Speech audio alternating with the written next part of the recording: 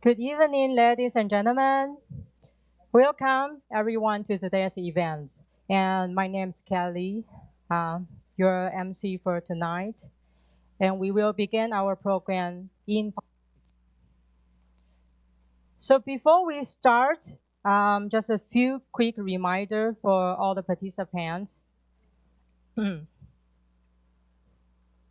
So first, the food and drinks are strictly prohibited inside the hall, except for the bottled water. Second, only participants with a specific identification stickers will be allowed entry. Please make sure you have it on the registration desk. Lastly, for the best experience, we are offering two-way interpretations between English and Mandarin. So we strongly encourage all of you to pick up an interpretation device from the registration desk. And we are also live streaming on YouTube with 2 dedicated channels for both language. Please visit our Facebook fan page for more details. Thank you for your cooperation, and we look forward to starting shortly. Thank you. Oh, sorry.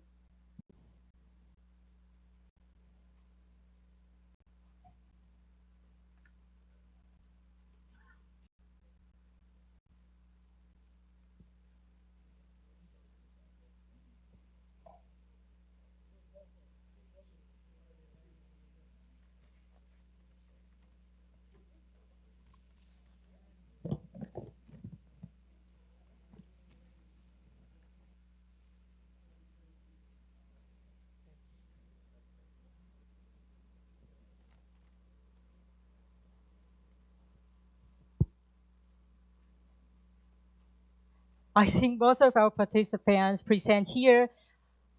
We will officially start our program. So good evening again, everyone. It's 7 p.m. I know, 7:05, almost 7:05. And we are delighted to officially begin. Events hosted by Doublethink Lab, titled Before 2027, a memorandum to Taiwan from Georgia and the Czech Republic. My name is Kelly, the operation lead of Doublethink Lab, and also your MC for tonight. And on behalf of Doublethink Lab, thank you for your participation. Doublethink Lab is a non-government, non-profit organization. We focus on exposing digital authoritarianism and influence on public discourse. Our work sits at the vital intersections of research, technology, and activism, where we translate data-driven insights into a stronger defense for global democracy. Now, I have a few important reminders again. First of all, as I've mentioned, except for bottled water, no food or beverage are allowed in the venue. Second, all participants must enter with a specific identification sticker. Yeah, please collect it from the registration desk. Third, for the best experience, we are offering two-way interpretation between English and Mandarin. We strongly encourage all participants to pick up an interpretation receiver at the registration desk. Regarding the receiver setting, feel free to switch it to channel 1 for Mandarin or channel number 2 for English. Lastly, please be aware that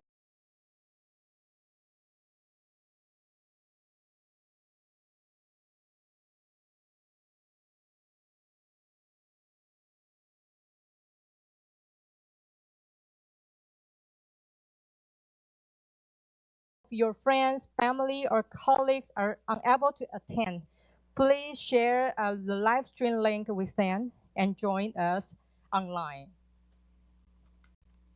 And tonight we will be having an inspiring discussion. To help you stay on track, here is a summary of our agenda. First off, we will hear from our local and international experts. Then we will move into a moderate dialect. After that, we will open the floor for a Q&A. This is your opportunity to engage directly with our guests. So please keep your question in mind during their talks. To ensure the quality of our discussion, we will give priority to the participant present here in the room. You are welcome to ask your question in either Mandarin or English.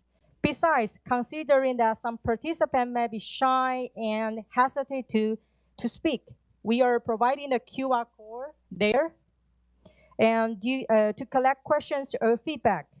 Please feel free to scan it and submit your questions digitally. Thank you. Finally, we will conclude the evening with some closing thoughts and a formal wrap-up by 9 p.m. Now, let's introduce our panel. Please welcome them to the stage with applause. Welcome 4 of our panel members to the stage. First of all, I would like to introduce tonight's moderator for panel discussion. Yeah. So please wave to the audience. Please take a seat first. Yeah. So TT Cat is our moderator for the panel discussion and the co-founder and the CEO of Doublethink Lab. TT Cat is a veteran activist with over 15 years of experience in digital rights and social movement. Currently, he focuses on using computational tools to map the mechanisms of China's online informations and also actively observing the expansion of surveillance technology and digital authoritarianism. He's dedicated to facilitating the global civil society to collectively defend democratic system. Next, the third one, the guy, the Dr. Martin Hála, a founder and director of the Czech think tank Sinopsis. Please wave to the audience. Yeah. Sinopsis was founded in 2016 through a partnership with Charles University. Sinopsis is a team of experts, sinologists who translate academic research on contemporary China into accessible public discourse by providing, by providing rigorous analysis and fact-checking to policymakers and global media outlets like Reuters and The Guardian. They serve as a vital link in the international China watching ecosystem. As a seasoned sinologist, Dr. Hála has long been dedicated to exposing the CCP's influence, operation, and elite capture in Europe. And the second lady sitting from our lab is our Miss, excuse me. Yeah.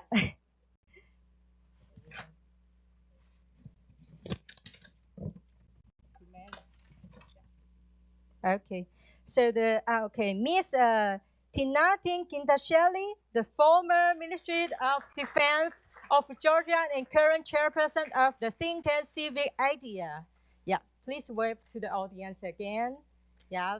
And Civil Initiative for Democratic and Euro-Atlantic Choice, aka Civil Idea, is a non-governmental organization based in Georgia, covering global issues. Civil Idea actively monitoring China's growing influence through a comparative global lens. While China's current activities may not pose an immediate visible threat, the organization warns that the Georgian government's disregard for international security warning and EU recommendation signals as a dangerous lack of long-term strategic vision. By documenting these trends, Civil Idea highlights how ignoring foreign policy risks can undermine the rule of law and the nation's overall stability. Besides, Ms. Tinatin was not only Georgia's first female defense minister, but is also a frontline warrior against Russia propaganda and the Soviet legacy. Yeah. And the last one is the a figure family. Yeah, a figure family to many of us, legislator Puma Shen. Please wave to the audience. Dr. Puma is not only the co-founder of Doublethink Lab, but also the co-founder of Puma Academy that provide knowledge and skill to help people sustain themselves and recognize enemy disinformation operation in both peace and wartime situation. Additionally, Dr. Puma specializes in researching cognitive warfare and the mechanism of Chinese infiltration in Taiwan. So now, let's give a round of applause to the panel again and hand it over to our panel moderator. 好，谢谢凯莉。 Thank you, Kelly. Allow me to speak in Mandarin. Also, Puma will be speaking in Mandarin.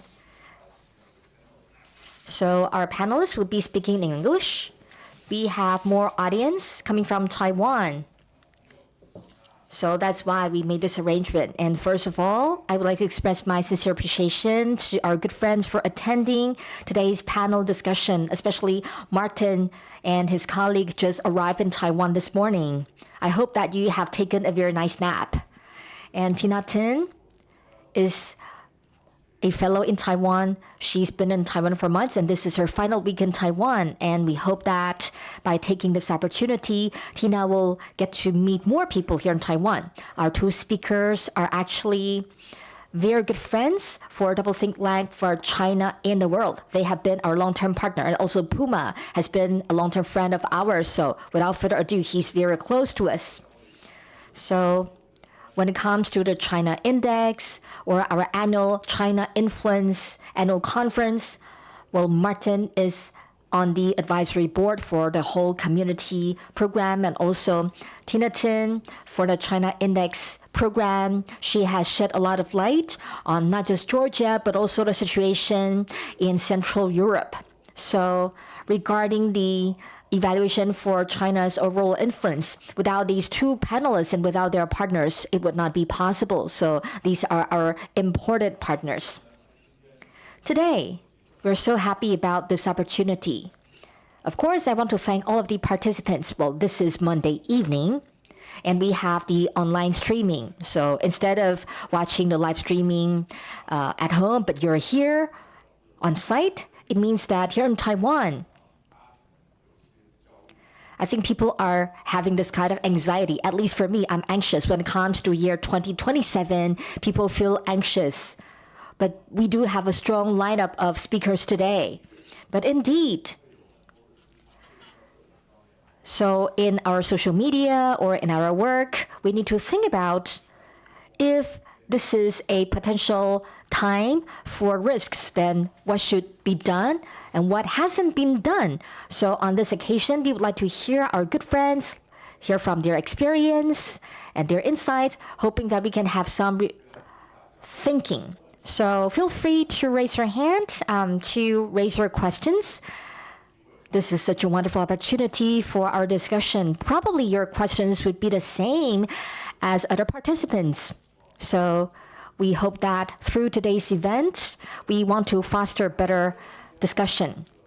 Once again, a warm welcome to Martin. So I would like to give the floor to you. Please share with us the experience in Czech Republic.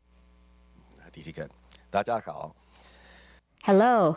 At first I thought I would show off and speak Chinese, but then I realized it's been a while since I last spoke Chinese in public, so we may all be better off if I stick to English. I also realized they're on me, so I hope they won't drag me out of the room. And okay, right. Anyhow, so a few words about the Czech Republic and our experience with the CCP and Taiwan and everything that's connected to it. So the Czech Republic now, I believe, has a reputation of being a very good friend of Taiwan and being very critical of the People's Republic of China. But it has not always been like that. It's actually a relatively recent phenomenon, and it may not last for much longer either. So in fact, the reason why we have been so critical of the PRC and so friendly to Taiwan, one of the main reasons is that we learned the hard way trying to be close to the PRC in a period of about 10 years since 2013 or 2012, 2013 until 2021. Anyhow, but let me start from the beginning. So, the Czech Republic, or what was then Czechoslovakia, famously rejected communism in 1989 in the Velvet Revolution. And our instincts immediately after 1989 were, very pro-Taiwan, because we saw Taiwan as, somewhat similar to our own situation, a relatively small country, struggling with a big, sometimes nasty communist neighbor. So that was the default position in the 90s.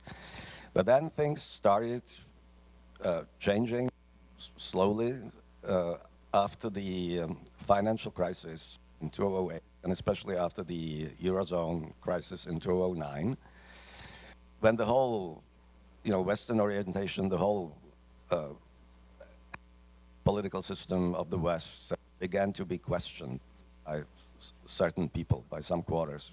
Again, if you remember back those days, there was a feeling, some people thought that capitalism is finished and the whole model was ending. Like, it was actually quite dramatic back in those days.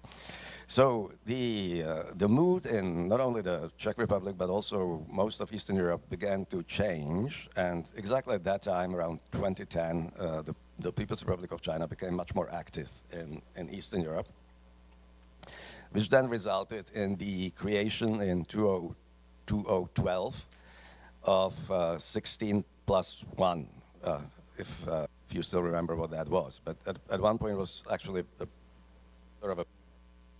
it was a thing anyway. So, plus 1 was this regional platform for East European countries to cooperate with the people of China. Like I did in 12, in virtually all of the European. Is it better?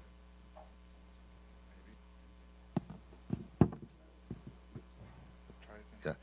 So at that time in 2012, virtually all the East European countries signed up for this 16 plus 1 format, and later it was even joined by Greece, so it became 17 plus 1 before individual countries started to fall out, and then the whole thing became sort of irrelevant anyway. But anyhow, it was a sign of times. It was not just the Czech Republic; it was the whole region. It was looking up to China as kind of an alternative to what some people began to see as a failing model of the West, right? And it was a regional thing. Everybody joined up. But the Czech Republic was a particularly bad case in that at that time, under the presidency of Miloš Zeman, our former president, who essentially, his biggest foreign policy project was to turn the Czech Republic towards Beijing. So not only to join 16 plus 1, but at that time we joined just about everything that could have been joined, like the BRI and all these memoranda, and you name it. So there was a very intense period of reorientation of the Czech Republic towards Beijing. It was a tough times. Essentially, the whole political representation at that time jumped on the bandwagon and was trying to be friendly towards China, and that's why we created Sinopsis. Like this, yeah, much better. Actually, now I'm getting to the really interesting parts, or just in time.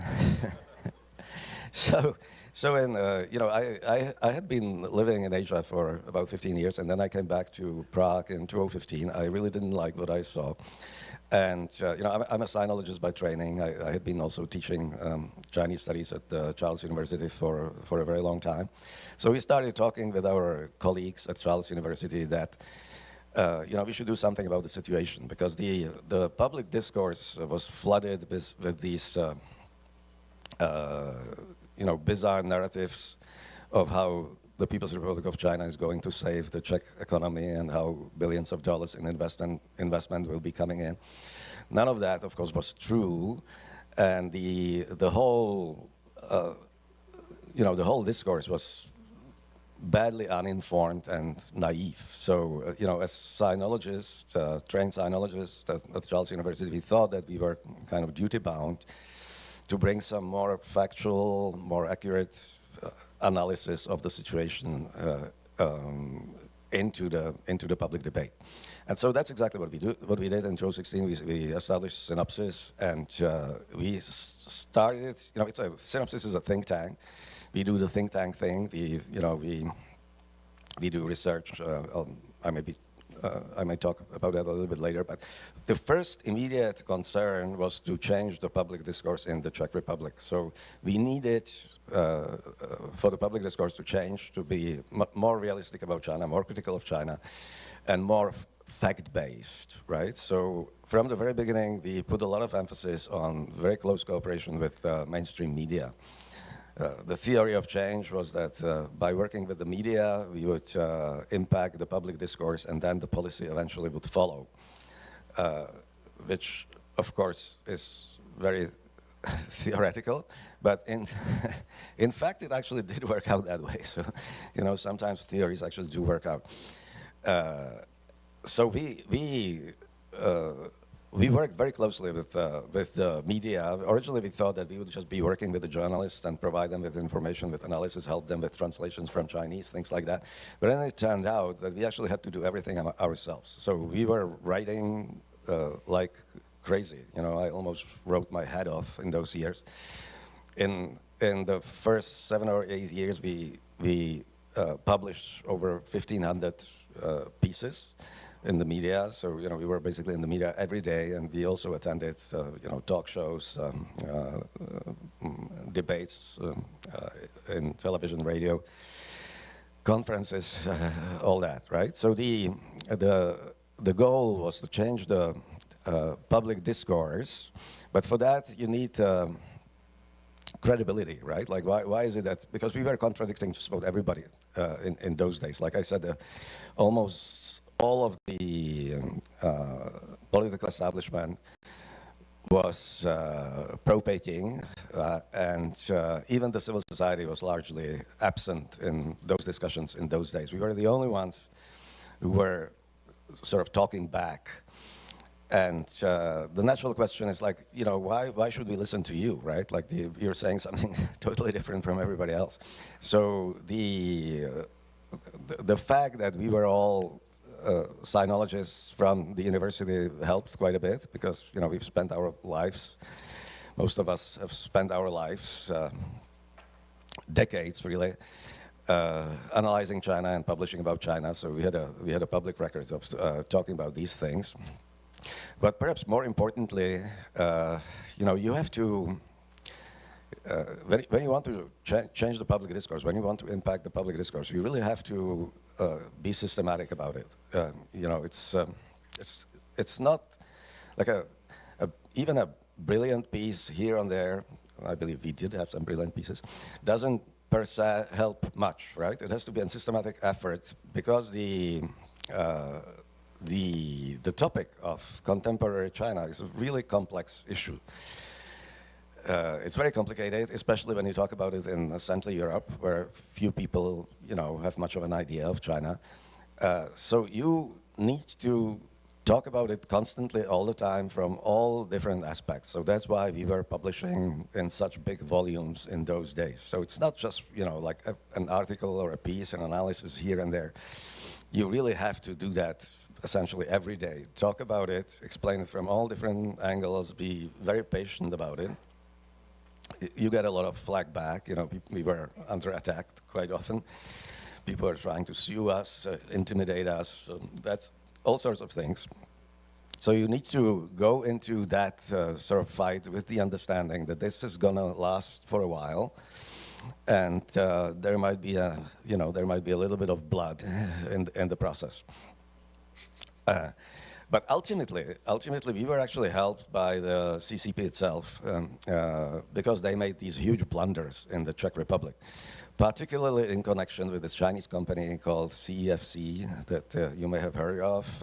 It became quite notorious. I think Tina might want to talk about that as well, because they did quite a bit of havoc in Georgia and a lot of other places as well, including here, actually. They did have presence here. They used to have an office in 101. So this was a Chinese company, that was meant to be like the epitomation of the Czech dreams of China, like a really rich company that was supposed to save the Czech economy with these billions of dollars in investments, right? And nominally, it really was a rich company. It was in the Fortune 500 index. It was somewhere in the middle for a couple of years. They were supposedly worth billions of dollars.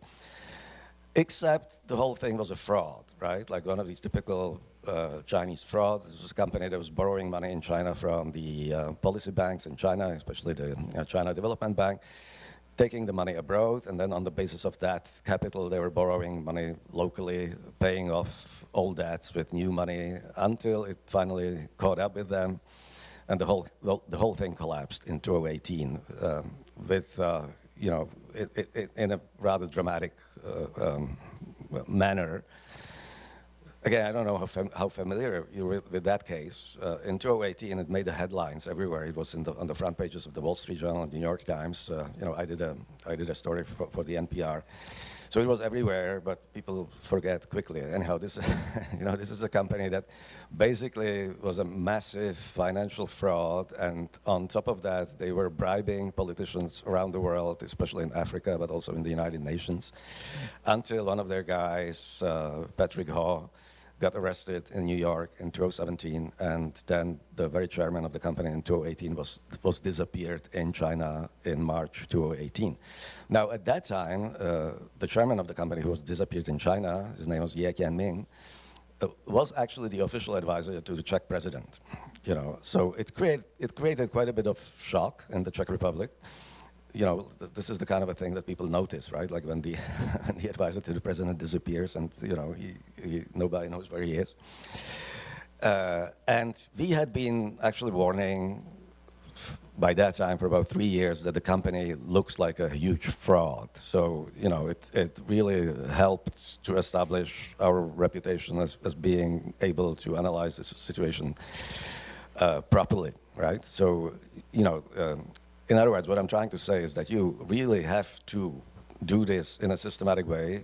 You have to work hard, but you also need a little bit of luck, right? So, it's in theoretical terms, it's always very difficult to explain to people who are not interested in China, to explain to them what is wrong with that whole model. Unless you have a scandal, like something specific that you can show to them that sort of illustrates tangibly, basically everything that can go wrong, right? So these things need to come together. That's in my experience, and I think Tina can talk about that a little bit because they've been through a similar situation.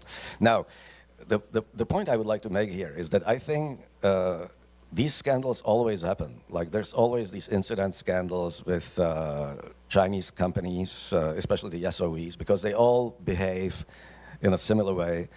They don't respect the local laws. There's always corruption accompanying the activities of these companies. So these incidents always happen. They happen everywhere, but they do not get disclosed everywhere. So that's the difference. And even if they get disclosed, in some places there's no follow-up, right? So the pro-Peking forces just talk it away.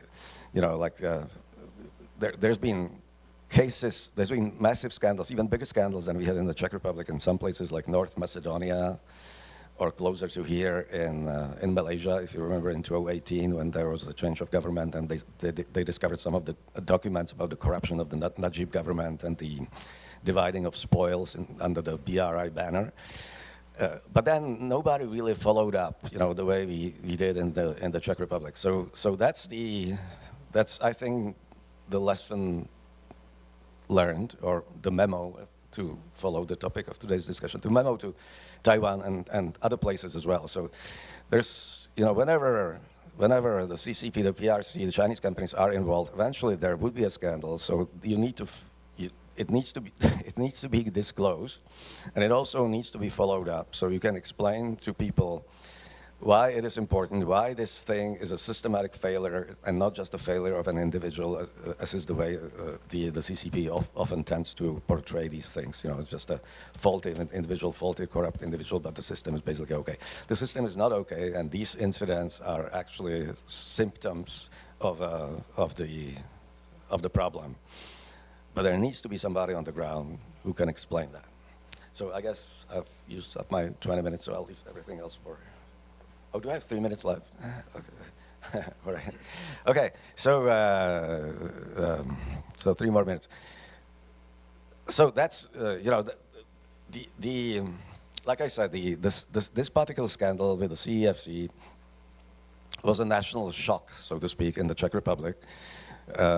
People did notice, people did care about China. They could clearly see that something is wrong with that whole system. And that's what informed the more critical policies towards China under the previous government, right? Now we have just had another change of government. We had elections in October, and the new government was just sworn in, so last week or the week before. And there are some elements in this new government that are very, very pro-Beijing, who have a history of pro-Beijing positions, big time. And again, 3 minutes is probably not enough to go into any detail. But the important thing is that there might be, again, a bit of a reversal. There already has been a little bit of a reversal of the Czech policies towards China, Taiwan.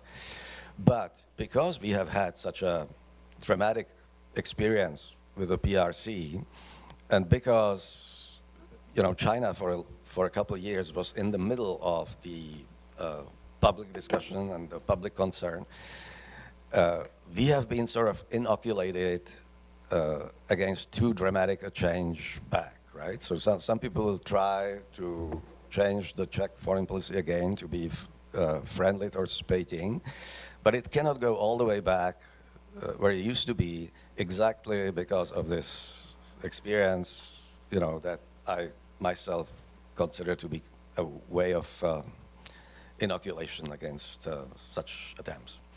So I guess that's about the 3 minutes, right? Thanks. Okay.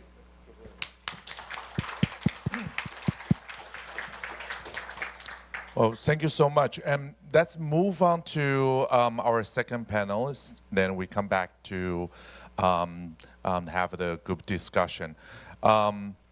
The second one, Tinatin, from the Civic Ideas. Civic Ideas founded it for 17 years, but recently be forced to shut down in 2024 summer due to the accusation for being Taiwan agent, right? Because they received TFD 那个台湾民主基金会的funding. Due to the funding of Taiwan Foundation of Democracy. 我们的错嘛。 Well, this is our fault. This is the fault of Taiwanese people. So they're actually facing great oppression from their own government. Let's put our hands together to Tinatin to share with us the experience of Georgia. Yeah, we are not only agents, but we are cheap. We have little money and fail. I'm so sorry.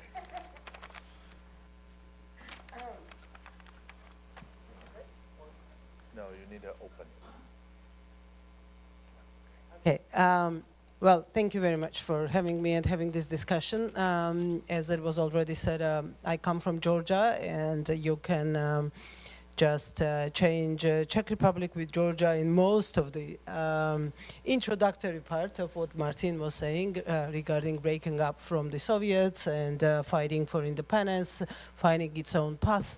And on that route for fighting for sovereignty and independent statehood. Already at the end of 80s, beginning of 90s, Georgia took on EU and NATO membership path. And that was a very clear choice of the Georgian people, Georgian political elite, to separate ourselves from our communist past and particularly from the Russian Federation that we always considered as a major threat. At that point of history, China was not on the picture because China was not interested in a small country like Georgia, and we had other headaches and other troubles, regionally being it Russian Federation or Iran. And if you look at the map where Georgia is, you will see that it's not the most peaceful and nicest neighborhood you can imagine and you can wish for if you're choosing a piece of land for your country to live in. But unfortunately, if we rewind a little bit forward, not a little bit, but like 30 years forward, for the first time in the history of independent Georgia, we have a government that openly, absolutely clearly declares anti-EU and anti-US, anti-NATO political standing. They consider, as they put it, global war party in the face of the European bureaucracy as the main enemy of Georgia, that is disturbing the country, that is trying to involve us in a devastating war with Russia and using Georgia for distracting Russia from the war in Ukraine. And that's what my government, this hypothetical threat of a global war party and deep state that my government is fighting. Obviously, they understand it, sticking to Russian agenda and officially and openly proclaiming pro-Russian policy is a political suicide, and they cannot do it. And that's why for a while they were in search of an alternative to liberal democracy as we knew it and to the European path of development as we knew it. And finally, they got it. They got the message, they've got the idea, they've got the setup that they feel most comfortable in. For starting actively from 2016, 2018, even more, Georgia government ruling party is officially, their propaganda narrative officially proclaims China as that alternative civilizational choice for the country. Basically, their propaganda narrative goes like this, that, well, we've tried it all. We've tried liberal democracy. We've tried the European way. It did not work. There is a chaos. There is a long process of decision making. And for a country like Georgia, we need strong, quick decisions. We need quick economic growth that only a development path of a Chinese type can provide. And then they would bring you examples from economic growth in China and economic miracles of China. They will bring lots of examples, experiences, lots of FIMI that you are much better aware of than we are in this part of the world. You face it every day to prove why we need close partnership and the strategic partnership with PRC. So this whole thing ended in 2023 summer by concluding strategic agreement with China. And all the promises were made. All the promises of that equals about $10 billion of investments from China. Of course, none of that happened, none of that materialized. It all stays on paper. But if you just count the promises in all sorts of memorandums of understandings signed by Tbilisi and Beijing over the course of these years, then it gets up to about $10 billion that should have been invested already in Georgia. And you can imagine in a country as small as Georgia is, with 4.5 million population, we would have been at least Switzerland at this point if any of that happened. But it all started with well, there was a little bit of cooperation starting from 2009, but actual active phase, as I've already mentioned, started in 2016 by Georgia joining BRI and jumping on this whole train of Xi Jinping bringing peace, development, lots of investments and lots of money for modernization to those countries, and Georgia was one of them. Georgia being strategically located, very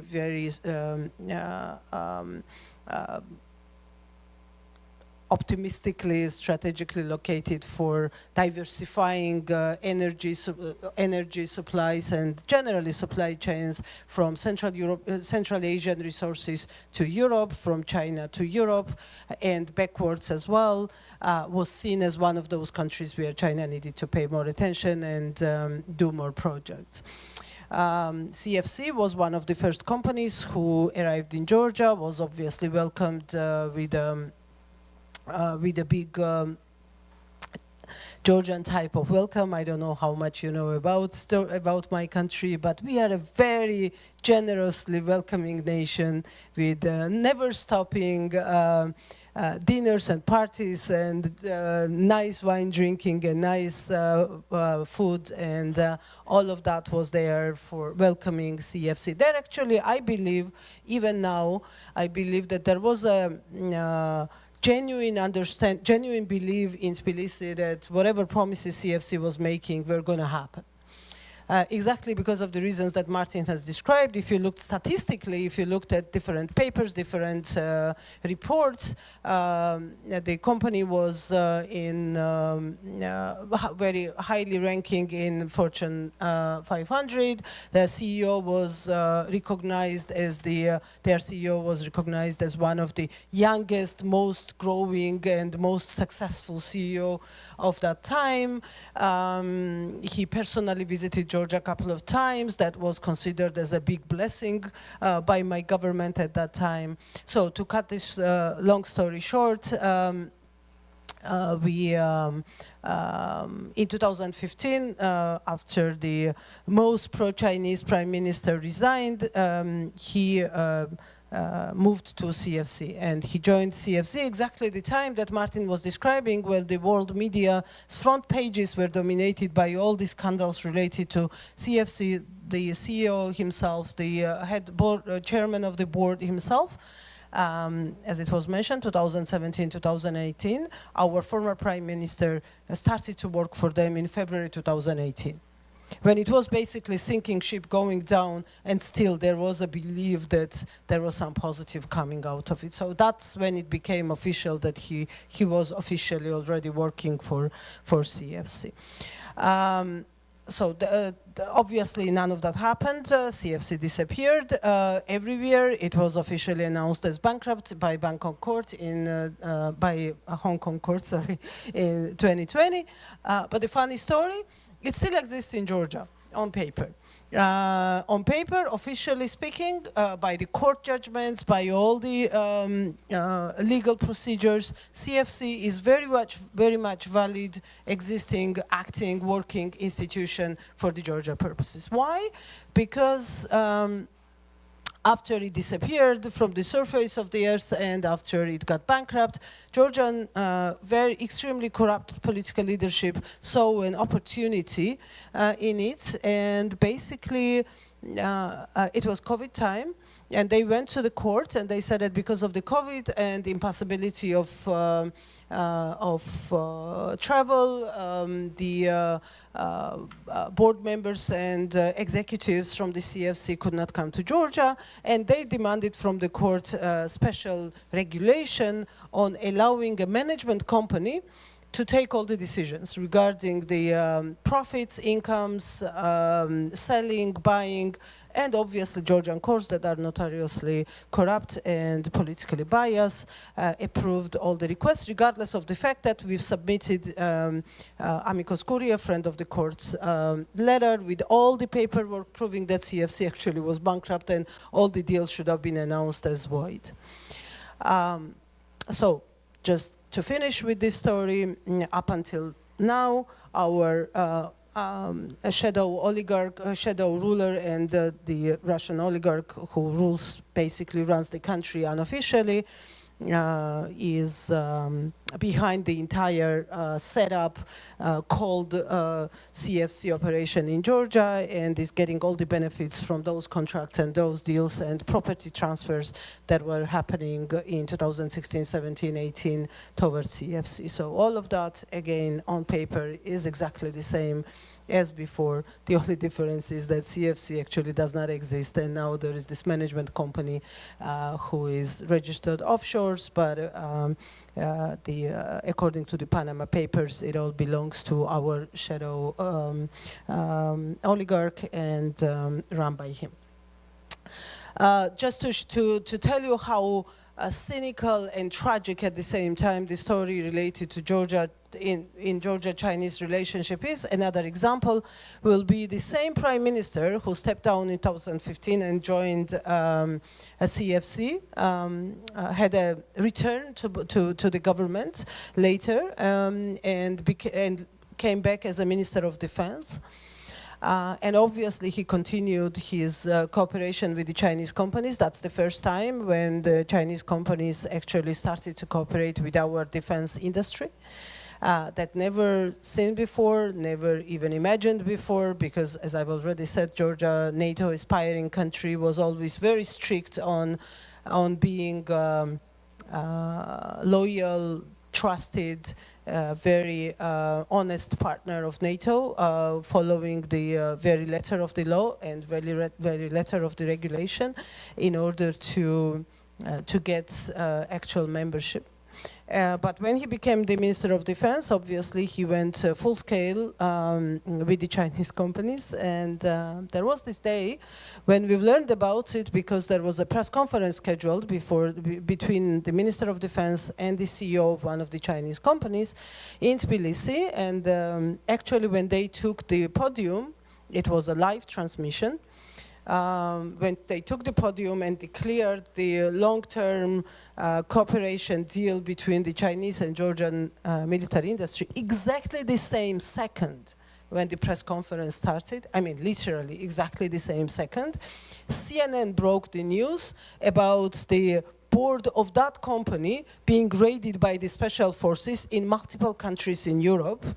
Exactly the same second, and we had two TVs on the Georgian channel. There was a press conference about the glorious forthcoming cooperation between Georgian Ministry of Defense and the company, and on CNN on the other TV there was a live operation going on, arresting the members of the board of that company and CEOs and all the senior management.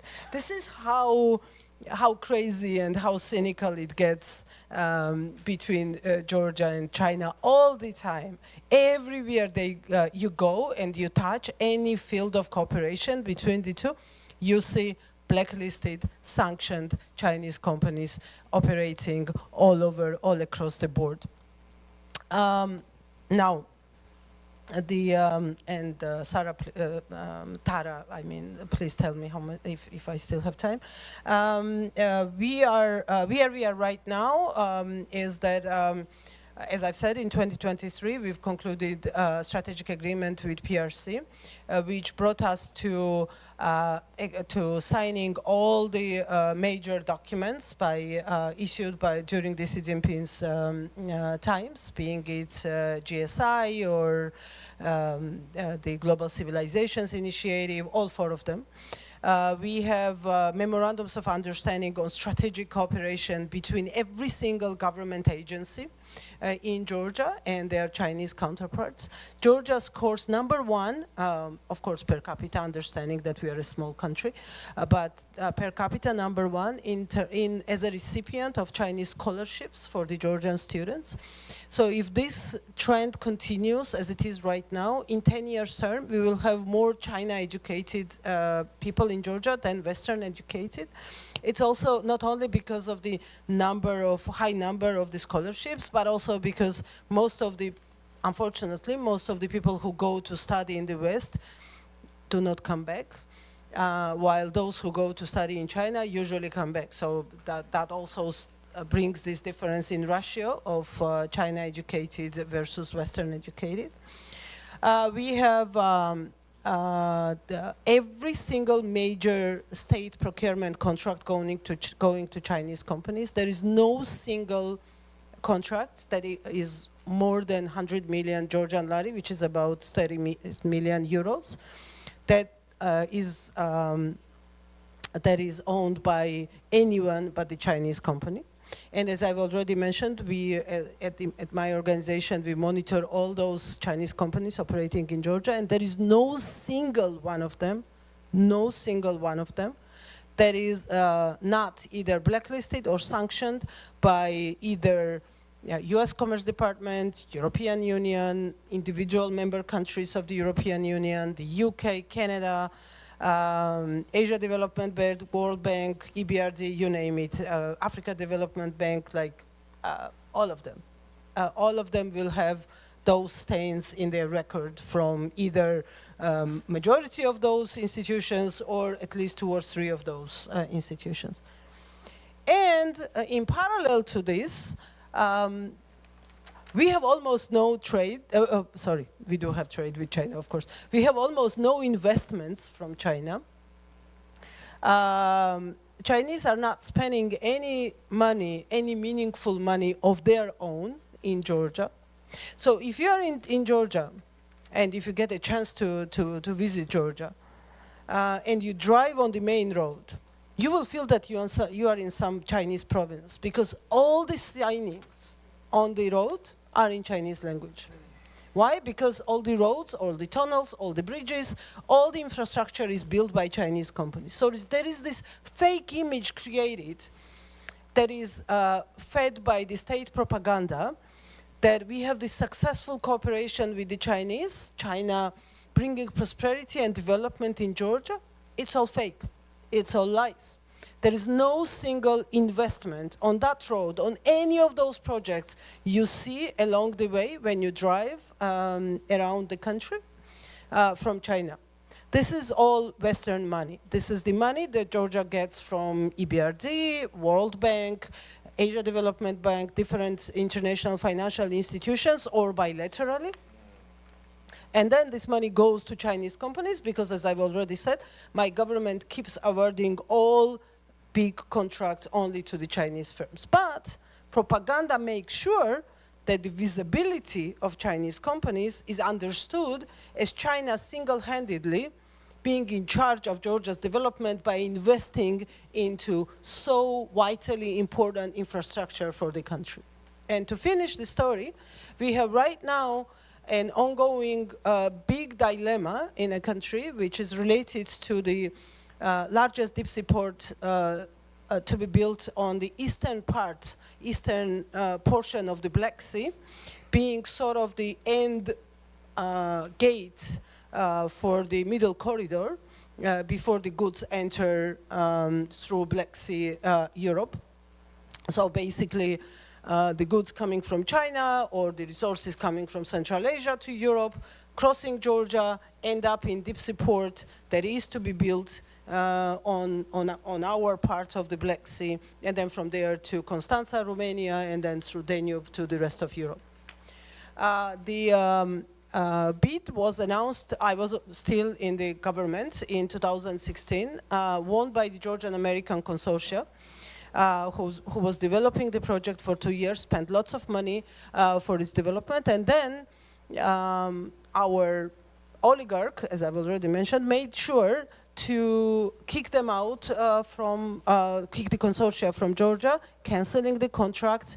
And since then, there is a story developing that Chinese company, CCCC, is going to be the one in charge of the project. The contract is not signed yet. It is not owned by Chinese yet, but they are the only ones competing, and they are the only ones who at this moment stand a chance of developing the deep sea port. That's going to be the first real investment, if it happens, if it materializes, first real investment by Chinese in Georgia.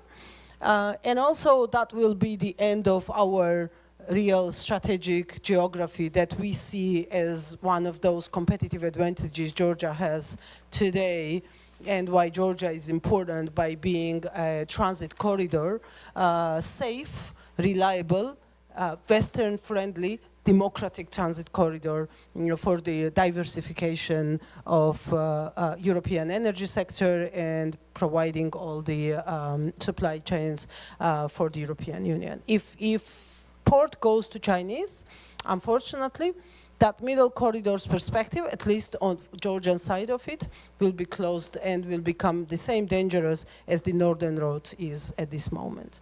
I will stop here and obviously happy to answer any questions you might have. 好，谢谢 Tina。 Thank you to Tina Khidasheli. So now I would like to welcome our legislator Puma Shen. Well, I think we all know that our bill has been blocked by the other camp for many times. So maybe we can hear from you to talk about the status quo in Taiwan. Well, thank you. Well, I think what we are here to talk about is actually something that's drawing a lot of people's attention, and we're trying to compare the situation in Taiwan to Czech Republic and Georgia. And I think this is why we founded this organization. So when we were doing this China index, the infiltration index, we hoped that we will be able to have this platform to understand what exactly is Chinese infiltration. Otherwise, it would be like everyone is talking, but they are not talking on the same page. So in order to form this knowledge on a public platform, we know that this is very difficult.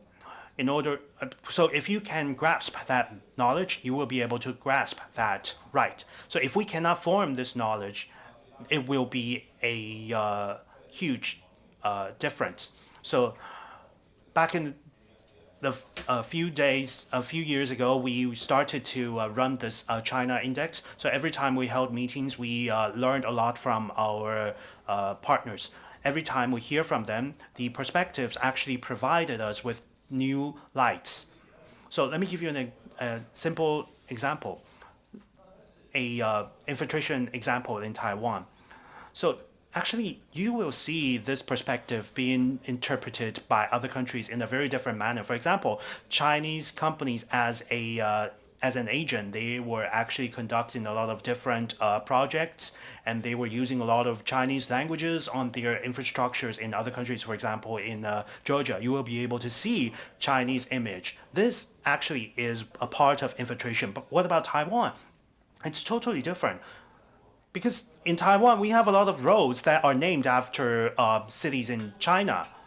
So if you are looking from this perspective, you can see that this infiltration is actually way worse in Taiwan.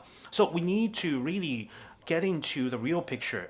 In other countries, or even in other Western countries, how do they view the Chinese infiltration?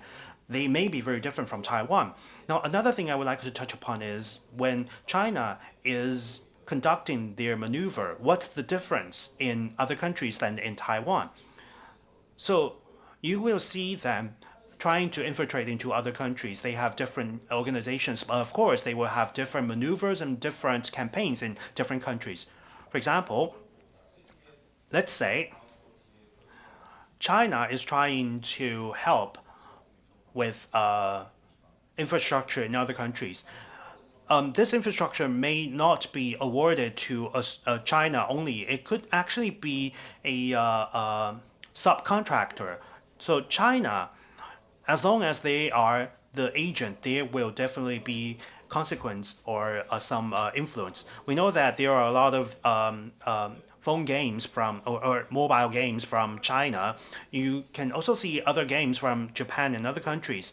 So let's say if we are trying to import a mobile games from other countries, if this agent is actually from China, you will see the translation being maneuvered, and you will see the live streaming of such game be in favor to China. So they are able to infiltrate what they want to do in Taiwan through this manner. So if Taiwan wants to control, or if we want to regulate this, this should be a universal. So for example, for the agents or the subcontractors, I think this is something we can actually align with other countries. So this is something what other countries can compare with us in such perspective. And I think that this is very important for us.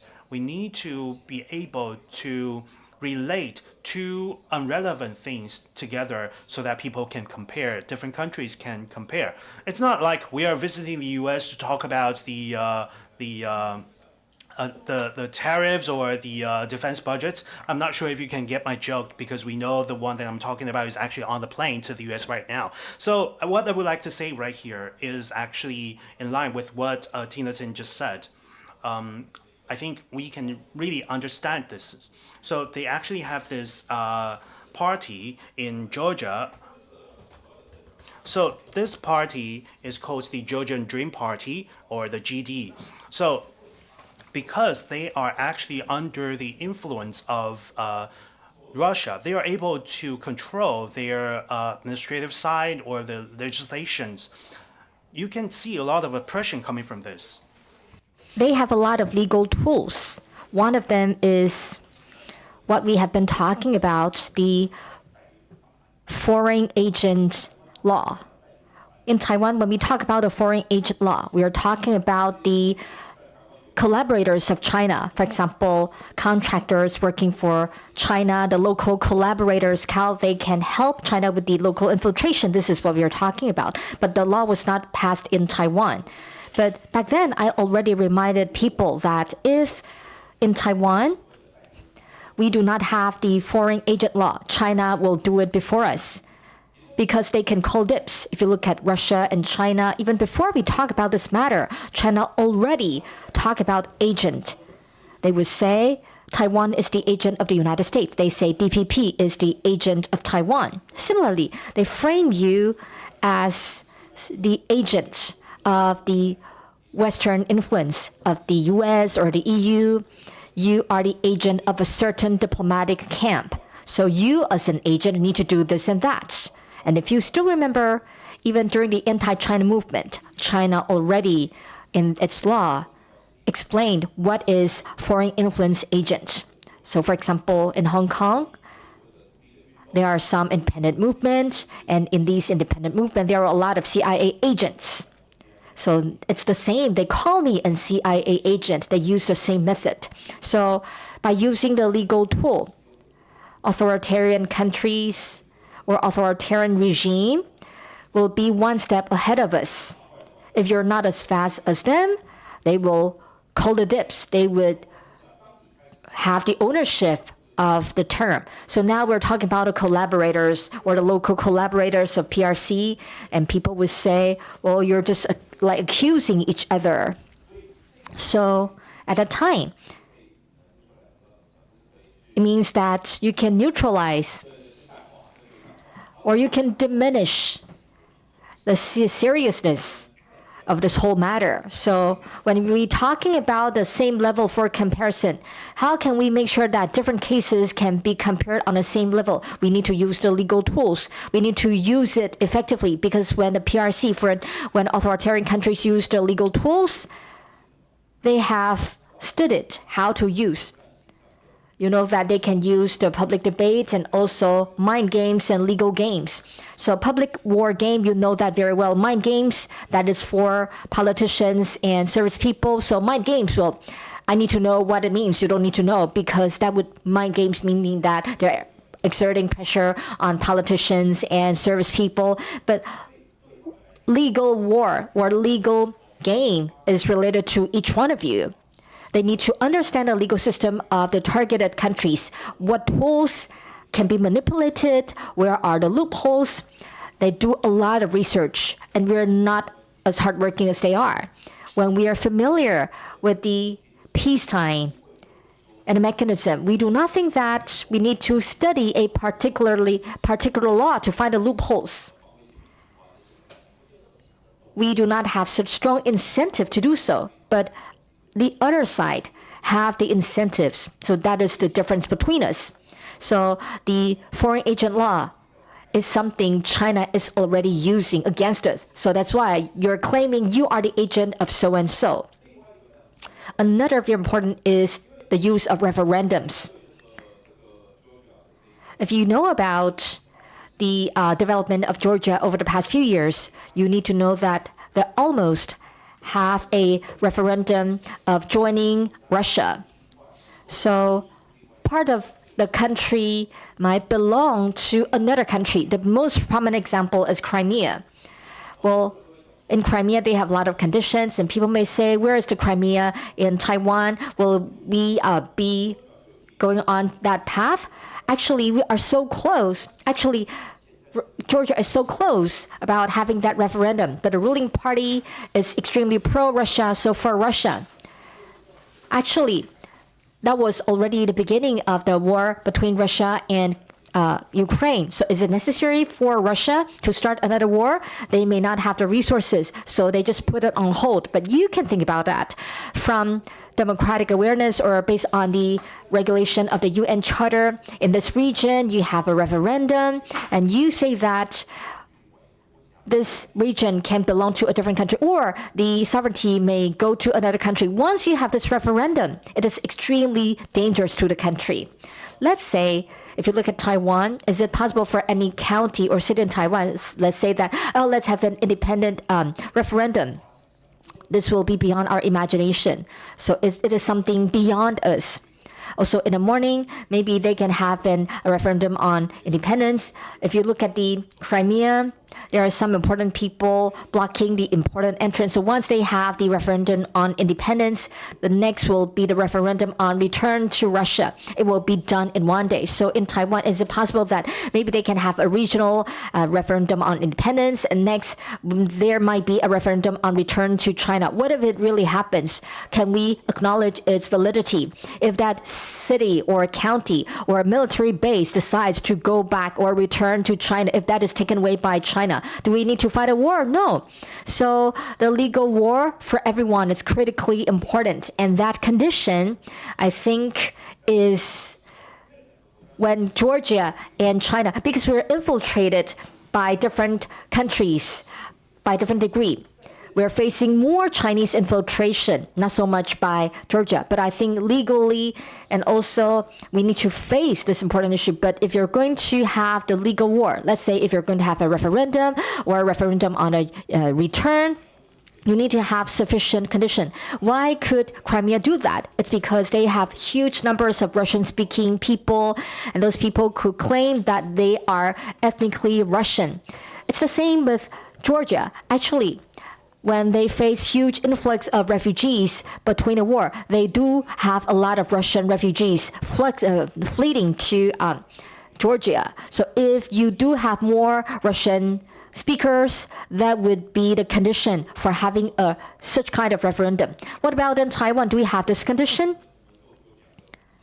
There are 2 points. First, from the perspective of refugees or the foreign immigrants, we do have the immigrants, meaning Chinese people moving to Taiwan. But actually, in terms of the number, not too big and not too small. At this point, if you look at the number, it's not really evenly distributed. Are they concentrating in a particular city? Not really. It's not that in Hualien we are like facing large numbers of Chinese people. It's not like that. So do we really have this condition? Not really. But why is it important?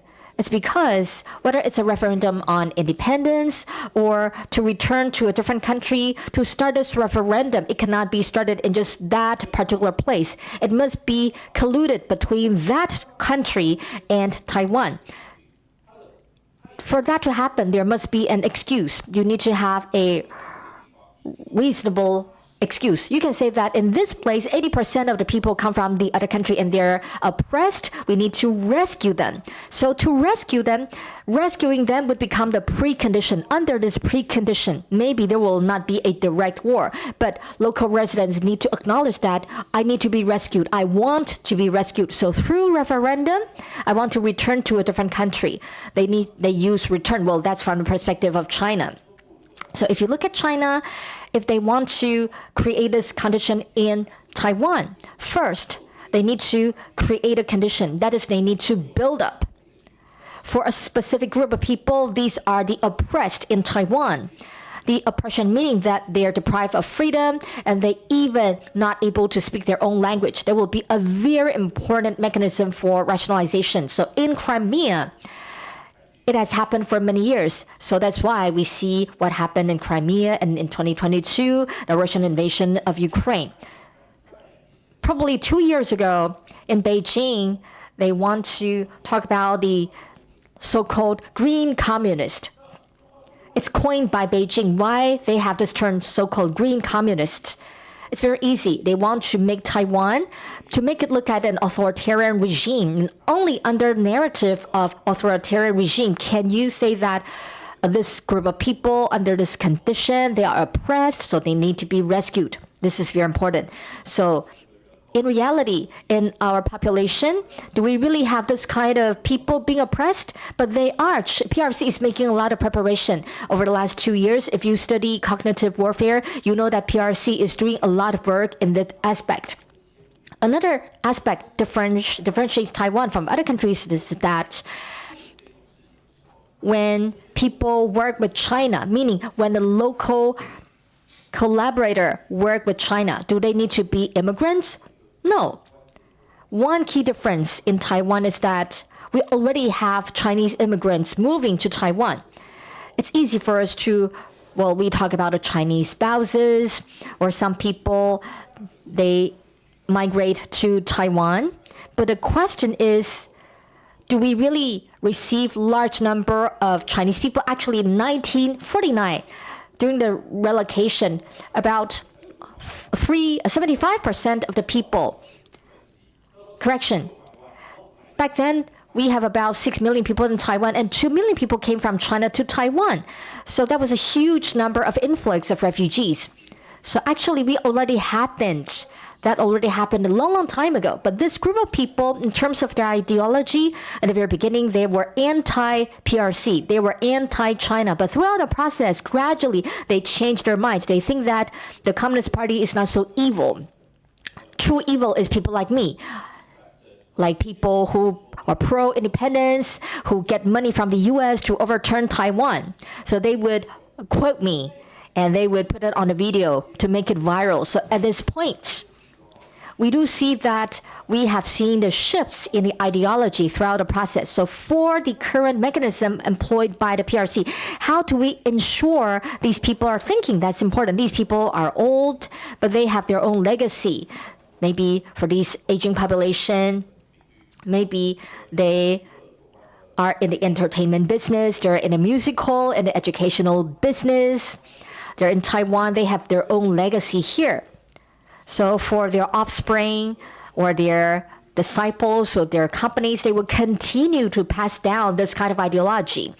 So PRC are focusing on this group of people. How can they ensure that these people could return to the PRC to make them believe that speaking Mandarin will be part of their identity of ethnic Chinese? You know, ethnic Chinese will be a very important term for Chinese propaganda. So ethnic Chinese, actually, it doesn't make any sense. So when they are coining these terms, they actually create a new sense of belonging. So by creating the image, we have this group of people, they're oppressed, they don't have speech freedom. So they're pushing these people to become closer to PRC. So these people will think, well, actually under the rule of TRC, it's not so bad. And they think, well, if PRC takes over Taiwan, it's actually quite good. So when this kind of narrative becomes more and more popular, and think of what they have been doing, then they will have enough people for them to claim that they can use the legal system to say whether we can have a referendum on independence or return to China. That would be legally effective. So in terms of the legal tools, how should we respond? As I have mentioned, we need to regulate these so-called middlemen. But for these collaborators or those who are willing to work with China, there are two ways. First, we need to impose punishment. That is, you need to ban such things from happening. It takes a lot of time, but I think you can sense the changes over the past few years. If we do not impose punishment, then we need to disclose. How can you make sure that this is transparent? People will know. People get money from China, so they're saying that. Who these colluders are, who have signed agreements with the PRC, and why they help China with the United Front campaign. In our laws, I think that will be critically important. For us now, allow me to give you the conclusion. Russia and China have a lot of cooperation at this moment. So legally, they can have all the claims they want. They can explain what a special military operation is. They can explain what is oppression or what is a referendum. They have their own explanation. But for democracies, our universal language is that among our exchanges over the past few years, now we do have a common language, but we do not have such a strong incentives as they do. So if we can move faster, we need to know that for us, we do this, we do that. In terms of a legal safeguard, we need to have the counter narrative against them.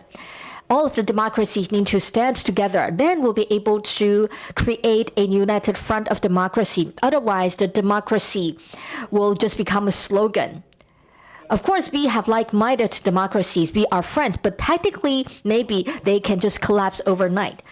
I know that this is a wonderful opportunity. I look forward to the dialogue, so I share with you some of the comparisons, and now I would like to open the floor. Thank you very much. 谢谢，谢谢 Puma。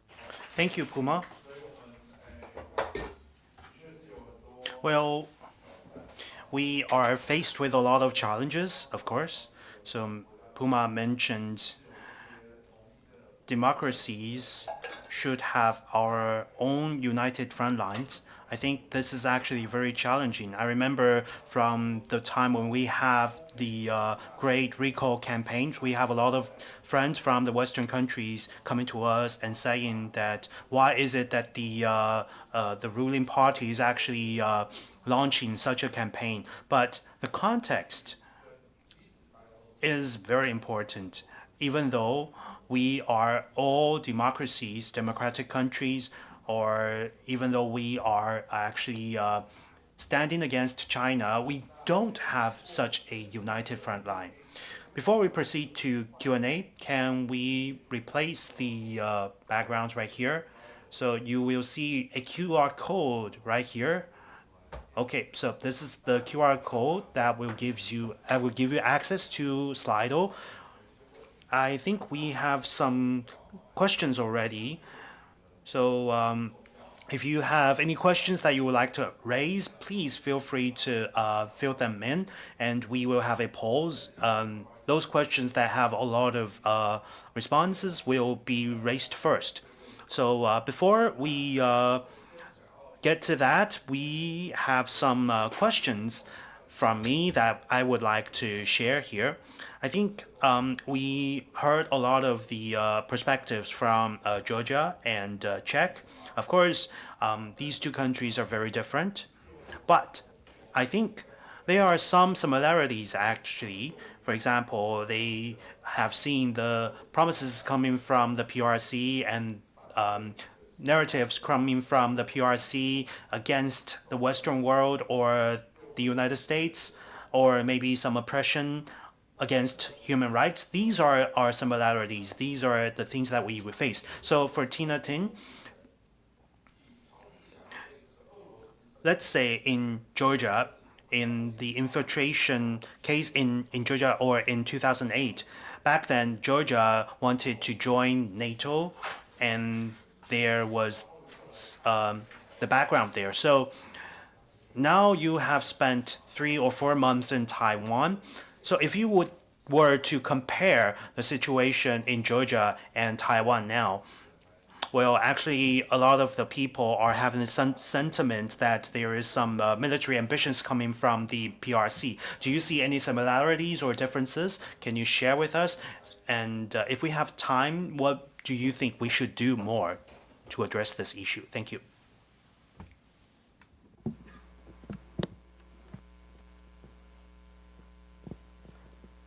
Yeah. Well, first of all, just before on what Puma was, I don't. I'm not sure I understood it properly, but referendum, there is no way that referendum will ever happen in Georgia, and it was never initiated as well. So just to clarify, Georgia joining Russia is not on the agenda, neither propaganda-wise nor politically, by no means. Georgian Dream being on Russian orbit does not mean that they will ever ask that question on the referendum, because the response and the position of the people is absolutely clear. And it's clear because there are multiple polls conducted twice a year by different organizations. And there's 85% support of Georgia's membership to the European Union and NATO by the population, 85%. I don't know any other country, including the members of the European Union, where EU is as popular as it is in Georgia.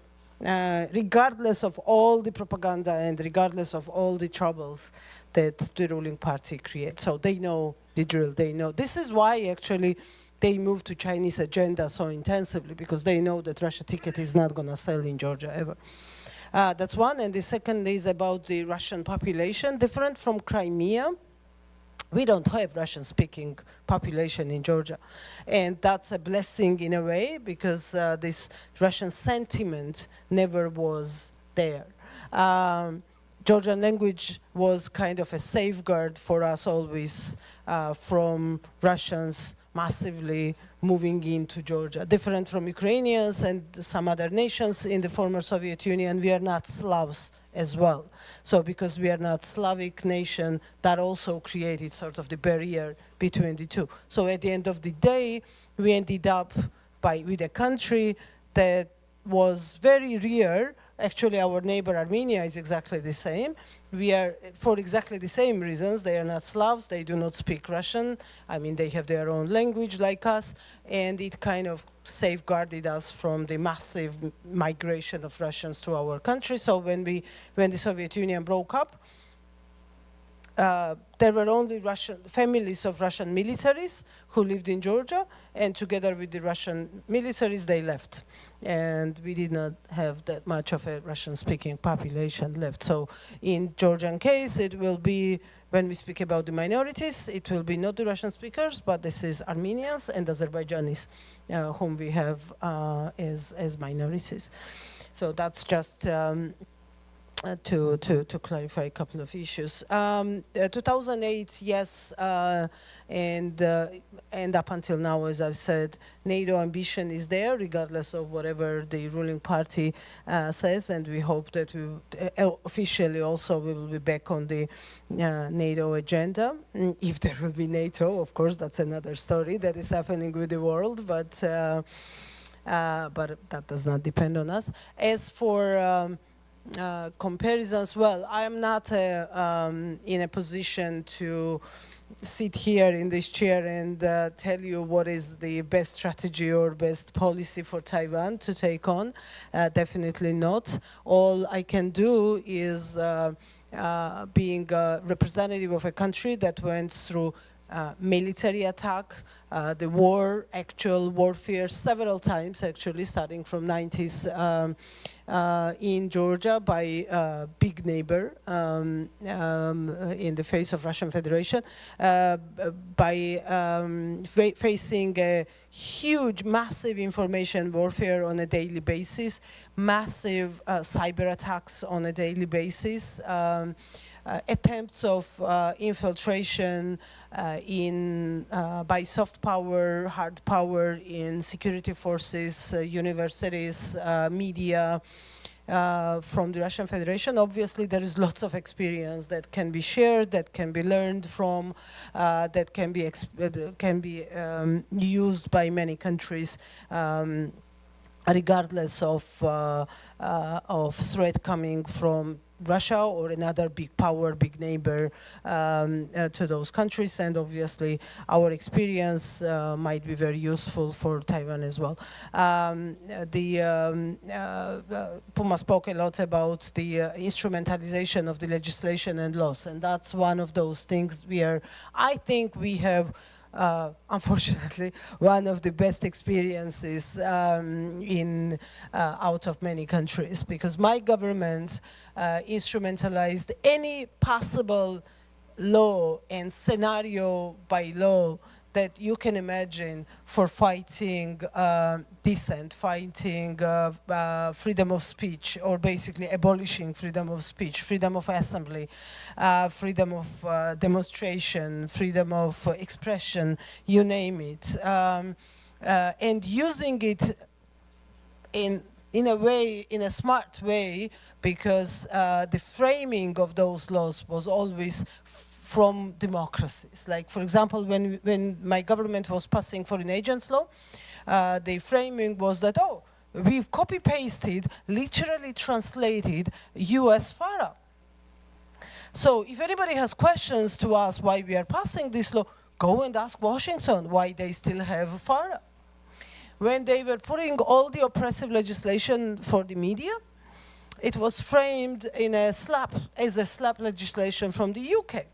And again, the same questions, same answer to the questions whenever European members of parliament or individual countries, or for example, Czech Minister of Foreign Affairs, or any other our friendly countries were asking the questions, were issuing concerning statements, they would go saying that, oh, go to the UK, ask Brits why they have that legislation, because all we are doing is translating laws from democracies.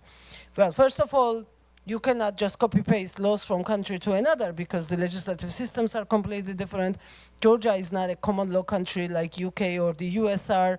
So if in the United States you have lots of laws passed like centuries ago, and then courts developing that legislation and bringing the precedents as the laws. Obviously, we don't have it. We are a very positivist, legalistic, like German type of a system, where whatever is written in a law is a law, and there is no judge who can change or explain or interpret it. And second of all, obviously, the practicalities of the development and the level of democracy and the level of institutional setup in a country make all the difference in the world, right? One law can apply completely differently in a long-standing democracy than in a semi-authoritarian, semi-dictatorial, call whatever, post-communist country. The application, the understanding of the meaning of the letters of the law are completely different. So with those experiences, obviously, every attempt made by a big neighbor or in favor of the policies of a big neighbor need to be always questioned. The number one lesson we've learned from our relations with Russia is question everything, even something that looks really nice. I don't know, Russian movies from the Soviet times that we all loved. I hate all of them. It's not very diplomatic what I'm saying right now, but I never watch even the most famous, most at that time considered anti-communist Russian movies, because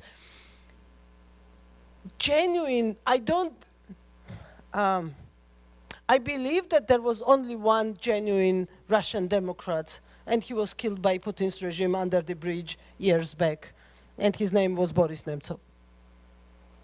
He was the only genuine liberal Russian liberal Democrat politician, very much exception to the law, to the rule. And I'm not going to name other opposition members of the opposition in Russia, but most of them failed when Russia invaded Georgia. Most of them failed when Russia invaded Ukraine. And it took them lots of time, long time, and lots of brutalities committed by the regime in Kremlin to understand that whatever they consider being popular in Russia cannot be guiding principle in their rhetorics. And again, I'm not someone to tell you how to act towards China, but questioning, putting under serious investigation everything that comes from our big neighbors with all the totalitarian ambitions towards us will be rule number one. Not taking for granted any of the good policies, like not distinguishing. There was a very popular thing in Ukraine, particularly, talk about good Russia and bad Russia. That there are two Russias. There are no two Russias. Because that second Russia, which was considered as a good Russia, in 2008, when Russia invaded Georgia, stood with Putin publicly and supported invasion of Georgia. That good Russia, that particular part of good Russia, which was fiercely fighting Putin on other issues, stood together with him. And they are also to blame, in a way, in what happened in Ukraine after that, right? So I was shown the sign many times. I will stop here. Yeah, that's very good. Thank you so much. I have another question to Martin, so maybe you can do it quickly, and then we move to Q&A.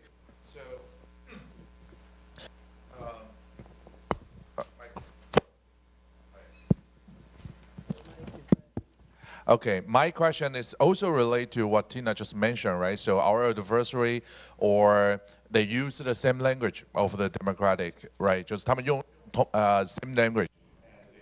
They have the same FARA law or other law. So I know you have the new regulation for anti-communism, right? We also thought about that, but as you can imagine in Taiwan, right? So 如果你说这种话的话 If you say something like that, you would say the DPP is returning to the white terror, controlling the freedom of speech. In Czech Republic, aren't there any people saying that you're controlling the freedom of speech or going back to the time under the martial law? How could you win over the debate and push for the legislation? There's a couple of things that I would like to say about that. Well, first of all, maybe the using the language of law, the same language, copying the language from other countries, right? The important thing here is the political system, right? The legal system follows the political system. So the legal system works differently in different political systems. So what may look like the same legal instruments actually very often is quite different. I mean, it's quite obvious, right? Like when you look at countries like Russia or China, even the basic legal frameworks, even the constitution doesn't mean the same thing, right? And you will remember that in China, there used to be these lively constitutional debates that ended with the coming in of Xi Jinping. So even the constitution is something different in a democratic framework and in a totalitarian framework. And Xi Jinping oftentimes talks about the rule of law, or rule by law, depending on your translation, but it's certainly something very different from what we mean by that concept. So the overall political system is absolutely crucial in looking at specific legal instruments. Now, as to this Czech law, right? So that came into effect January 1st this year. It has a long history. The original law was actually passed in '91, if I remember correctly. That was meant to ban fascist and communist propaganda. And it's a really long, convoluted history. After some discussions, they actually dropped the words communism and fascism from the original law. Then the law basically lost any meaning, right? And now they're bringing these two words back into the law. So technically now in the Czech Republic, it is illegal to propagate communist or fascist ideology, right? The Communist Party in the Czech Republic, which used to be, even after '89, relatively powerful, they used to score between 12 and 80% during most elections, has essentially self-destruct in the last few years. So they even don't operate under their own name anymore. So the law that has been in the making for, 91 to whatever that is, like 35 years, right? Comes too late, you know. It comes in a situation when the Communist Party basically self-destruct itself and has you know, they've now formed a coalition with basically fascist parties, and they use totally different vocabulary now. So the law is 35 years too late, and I suspect it's become irrelevant after that long period of time. 就进 Q&A 时间，好不好？ Now it's time for the questions and answers. We have about 30 minutes for the Q&A. So I would like to raise 3 questions. Then interpreters would like to interpret the questions to the speakers. I will read 3 questions, then we can have a round of answers. So I'll ask the 3 speakers to give us their short response or give us with their comments, and then we can move on.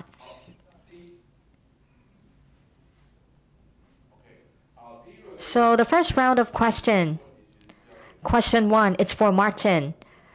What about the current Czech government's attitude to Belt and Road Initiative? We know that some people try to assassinate our vice president. We want to know the Czech government's attitude towards the BRI and also how the general public see the BRI. Secondly, the question for Tinatin. The political elites in Georgia, are they aware of the relationship between Russia and China? What about their current attitude between the relationship of Russia and China? The third question is about the transparency of the law. We have talked a lot about that, but Puma should know that we know there are some difficulties. And just like what you said, they use the same language.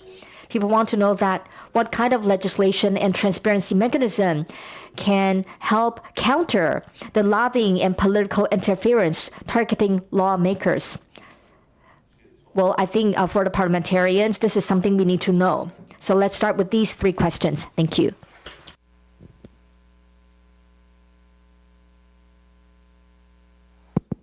The attitudes in the Czech Republic towards these Chinese concepts, BRI and stuff like that. Well, they're mostly ridiculed now in the Czech Republic. I don't think anybody really takes it seriously. You know, they're formally still, there's all these memoranda that were signed under the previous president's tenure, including the BRI, some bilateral agreements, whatever. We're still a member of 16+1 or whatever is left of that. But nobody takes that seriously, you know. As a matter of fact, under the previous government, you know, the one that was very critical of China, I often ask the foreign minister, why don't you officially drop from the 16+1? And his response would always be, you know, I can't drop out of something that doesn't even exist, you know, that is basically dead to begin with. So and I think that's the fate of many of these initiatives in a lot of places, that governments just sign up to it, but then, you know, when the conditions change, you know, nobody ever drops out. You know, very few people, like Italy dropped out from the BRI, right? Because they probably took it too seriously. But other people just, you know, just let it rot, basically.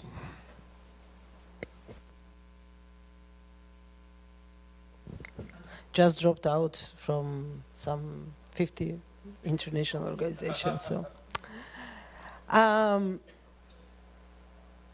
yeah, of course, the answer is yes. Georgian government is obviously aware of the Chinese-Russian connection. They know perfectly well about the agreements between the two on forever friendship before, like, day before the war actually started in Ukraine, and after that.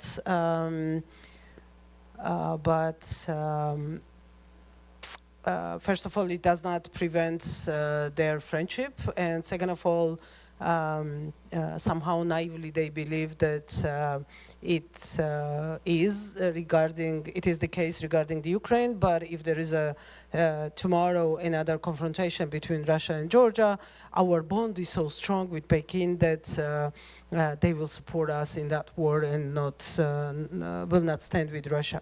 While not to forget, up until now, it's been what, since 2008, many years. Since 2008, August war, UN every year, twice, votes for the resolution about the Russia's war in Georgia and the IDPs who fled the war zones. China never voted in favor of Georgia, never. At no single voting that is happening twice a year, every year since 2008. And they are either absent from the voting or they take neutral position. In 2022, February, after Russia's brutal invasion in Ukraine, they voted against Georgia resolution. That was probably sort of a solidarity towards Russia shown in that critical moment for Russia when they attacked Ukraine. So regardless of this background, that in one vote that happens all the time regarding territorial conflicts of Georgia with Russia, China never supported us. In 2023, strategic agreement between China and Georgia does not have a language about the occupation of Georgian regions by Russia and China's support for their occupation. It does not have that language. Different from Cyprus, for example, where China did sign under the language of the occupation. Still, Georgia government naively tries to convince Georgian public that China will stand for its territorial integrity if this moment comes. And of course, we understand that that's not going to happen.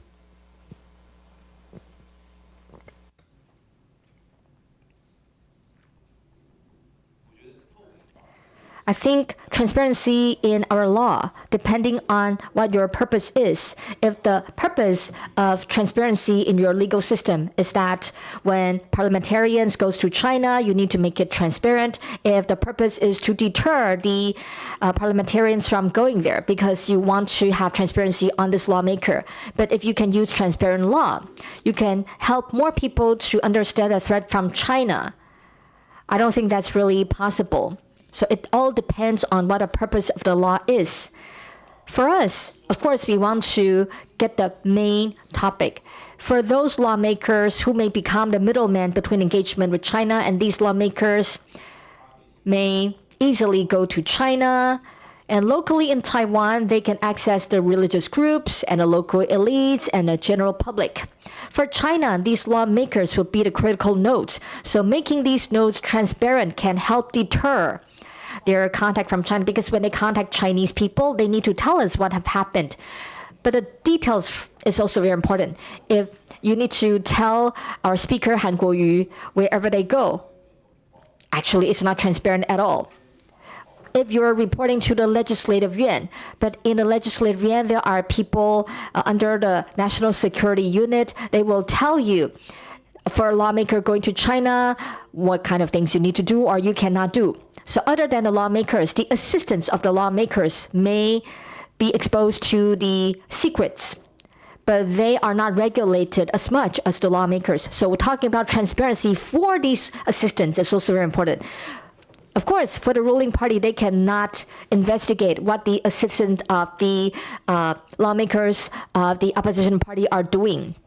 They just can't. But going back to what Tina said, when we talk about, I don't know if I understand correctly, maybe Russia, there are so-called good Russians and also bad Russia. This kind of discourse or the framing, actually during the time of Deng Xiaoping, Hu Jintao, and Xi Jinping, even before they took office, they have the same narrative. That's the specialty of the CCP.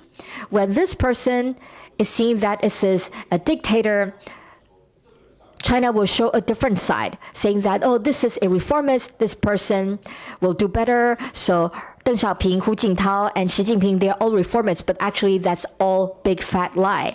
PRC is still doing the same. CCP is still using the same tactic. Some people from the Democratic camp say that who takes over will become better, or without Xi Jinping, PRC will become normal. Actually, no, without Xi Jinping, CCP will not be normal. Actually, Xi Jinping is the product of the CCP. It's not the other way around. That is a very important narrative.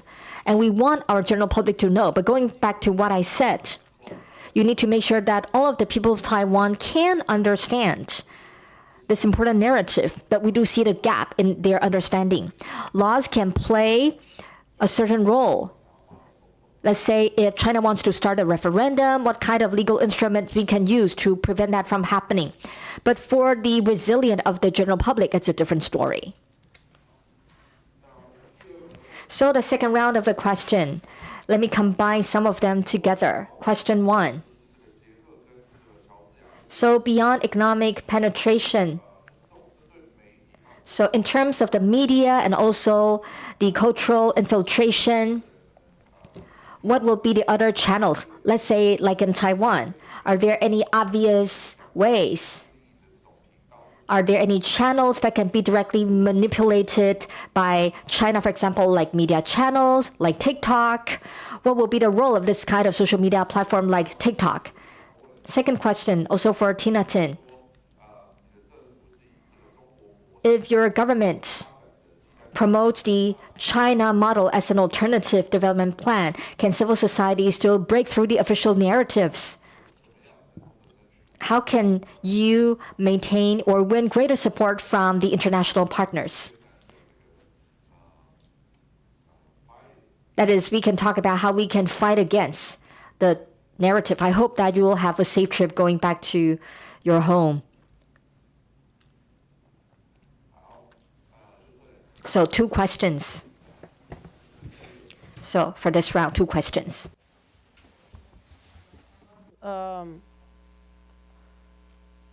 It's a it's a very difficult question. As it was already said, there is a non-stop ongoing campaign specifically targeting me because of my connections and friendships with Taiwanese, and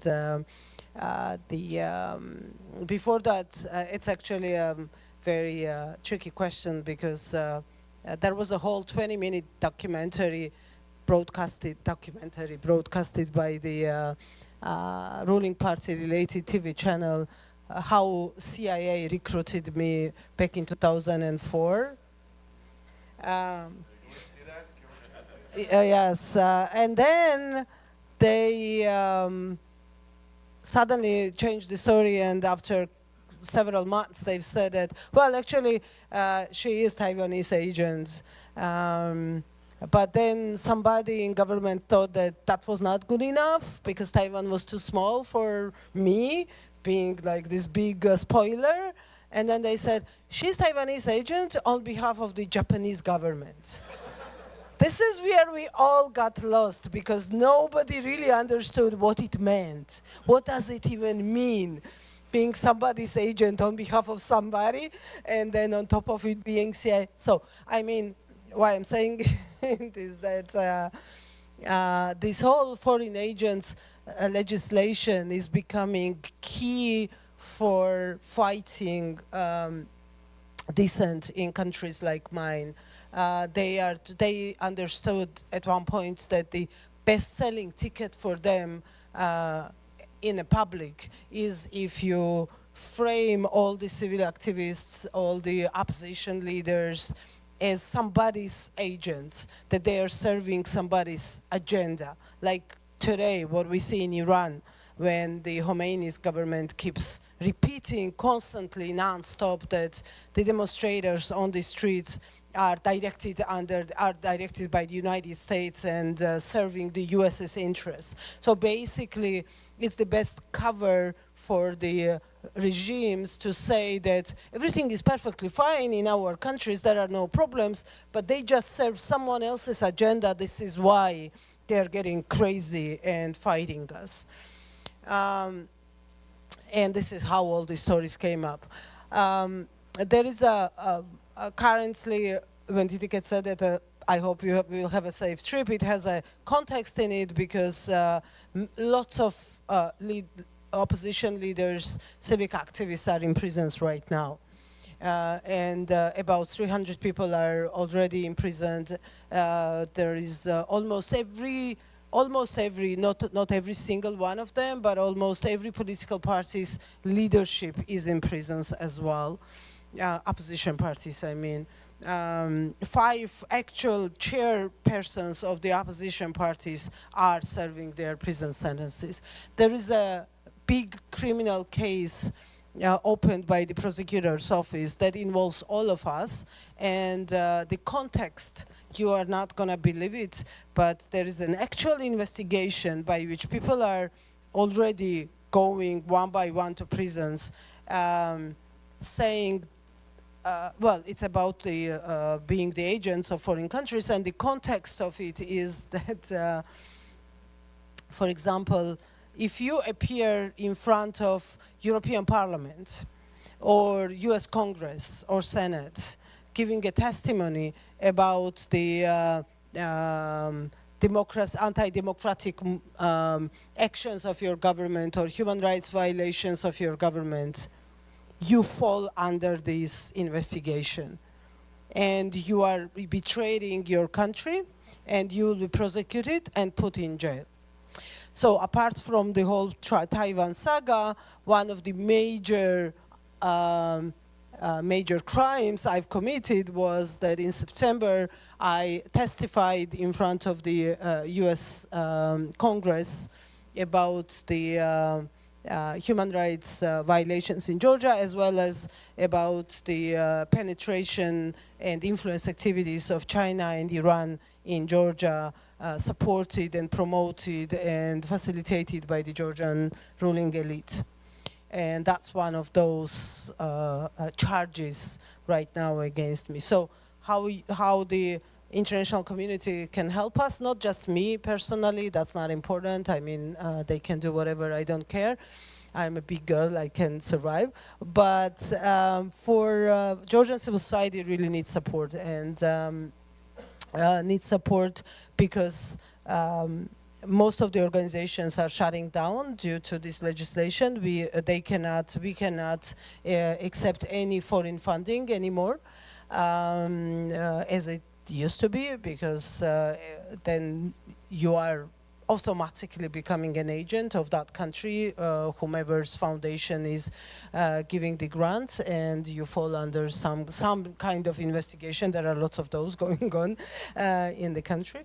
But obviously there are lots of different ways. World has lots of experiences working in my part of the world with, for example, Belarusian organizations, with working in Ukraine, working in Moldova before, in Serbia, lots of different varieties.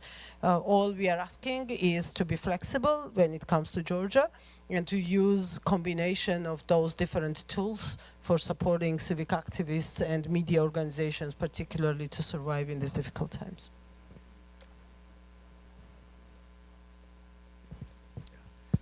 Thanks. Maybe just very quickly. Thankfully, the situation in the Czech Republic is not nearly as dramatic as in Georgia, at least for now.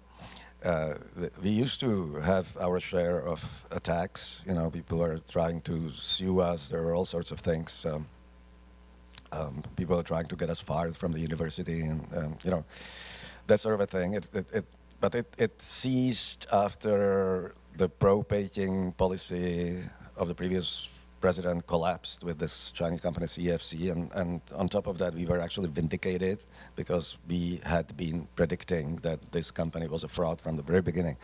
So since that time, it's only just individual attacks by people, you know, who do not have that much credibility in the society to begin with. So it actually borders oftentimes on the comical. Like, there's this one guy who keeps attacking us. Like, he's not an exact nobody. He used to be the deputy foreign minister in one of the previous governments, and he keeps attacking us as being like a, you know, the Taiwan.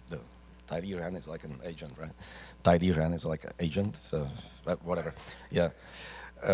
So he keeps attacking us for our funding from the NED, sort of like deriving from that being funded by the NED, we are agents of U.S. imperialism or whatever. But he publishes this stuff in a newspaper that is actually funded by Guangming Zhibao and reprints articles that are literally like formulated by the propaganda department, you know. So, and I happen to know exactly how much they get paid for it. So, you know, it's relatively easy to face this kind of attacks. Like I said, it's oftentimes bordering on the comical.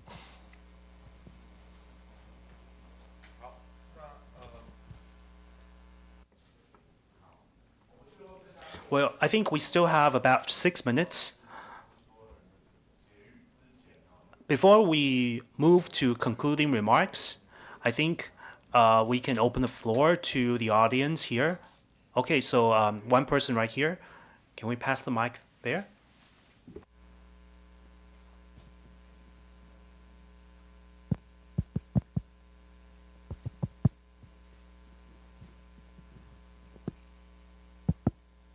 I really appreciate your four platforms, and since I'm Taiwanese, so from my point of view and experience I've been passing through, because I know Georgia and Czech Republic happen a lot and have a lot of history and so on so far. However, those kind of big changes from, like, many of them are from a decade or two decades or even 3 decades ago. However, because of 2022, the development of AI actually influenced the human being a lot, and because of that, so Taiwanese have been through a really tough time because of FIMI, which is information manipulation. So I'm wondering if there is any situation or suggestions you three guys can suggest Taiwanese to do. Thank you. 好，很好。最后一个问题是跟 FIMI 有关嘛？那我们就顺便就是从 All right, so this has to do with FIMI. So why don't we start with Puma and then Martin and then Tina, and then maybe you can conclude. So be it what you heard or suggestions that you would like to make, we would like you to make some comments. So Puma, please. Well, I think this question has to do with the suggestions coming from our international speakers. So I will make it brief because I'm not a foreign speaker. Well, we have a lot of FIMI operations online, and you don't see any limitations because there's a lot of resources pouring from China. There's a lot of accounts being funded by China. So how do we fight back? Well, I think that this is actually an arms race. This is not any asymmetrical warfare. So we need to focus on our strengths and we need to attack their weakness. Well, their weakness is that they don't have enough people in Taiwan. They have a lot of people on the internet, but they don't have actual people here in Taiwan. So the local activities or activities on campus or activities like this or face-to-face activities, I think that this plays into the strong suit of Taiwan. So we need to fight back from this end. From here, and then we can attack back on the internet. So I think this is what we can do here. Thank you. Yeah, well, I wouldn't dare to give advice to Taiwan in this area because I think you're so much more advanced here in Taiwan. But there's one thought that I often have, right? Like the people in Taiwan, they know China very well. I mean, there's this cultural and language proximity. Certainly much better than people in, let's say, Southern Europe, right? So that gives you a certain advantage. But on the other hand, I'm not sure that people in Taiwan always understand the political system in the People's Republic of China. And that's actually where we have an advantage because we've lived through a similar political system before 1989. And, I lived in Hong Kong for a couple of years before the trouble started there. And I often talk to people there, and I had I had a very similar feeling. You know, that people in Hong Kong, a lot of them knew China very well. They often go to China back and forth.